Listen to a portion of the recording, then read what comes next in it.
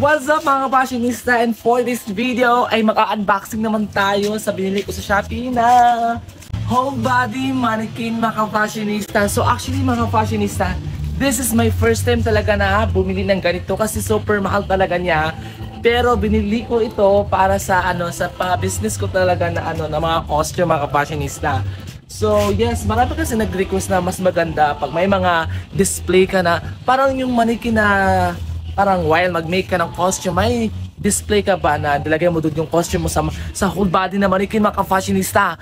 Kaya mga ka-fashionista, atin na po itong i-unboxing kasi alam niyo mga ka-fashionista, excited din ako mga ka-fashionista kasi my God, 3,000 plus ito mga ka-fashionista, pero binili ko talaga ito para sa sa mga paggawa ko ng mga costume like that. Ganun ba? So let's go mga ka-fashionista at na pong i-unbox itong package na ito ba yung binili ko na whole body mannequin mga ka-fashionista. So let's open it. Let's go mga ka-fashionista. Alam mo, ang bigat din mga ka-fashionista. So hanggang ulo, hanggang pa. So sana okay yung mannequin.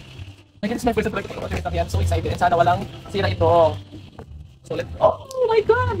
Oh my God, I don't know kung okay. This one. Yung para sa body pa, diba? Ito na part. So meron tayong ganito mga fashionista. While mag-maintain ng costume, meron tayong pang-display sa likod. Para mas maganda kasi.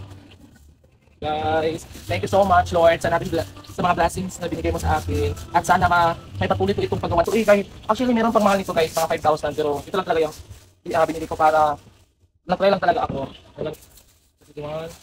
Kami. Hey guys. Yung nga to guys. Guys, my God. Yung itang parang damit yung tuloy mo. Wala, ang laki ng na mag-full storage siya. Kaya mo yan. Kaya ito so parang may dito sa dito na point. Nag-nakipit sa. Ano kaya yung laman ito? Ulo ko ito guys. Mabasag ito guys, mabasag. Bakit na po siyang i-assemble guys? So mga ka-fashionista, i-assemble na po natin itong mannequin na ito. Ready na ako mga ka-fashionista. Kaya let's go! My God! I'm so excited. Ito na siya mga ka-fashionista. My God. So ganon. So ito na po mga ka-fashionista. My God. This is my first time namin. Meron akong ganito. Oh my God, I'm so happy.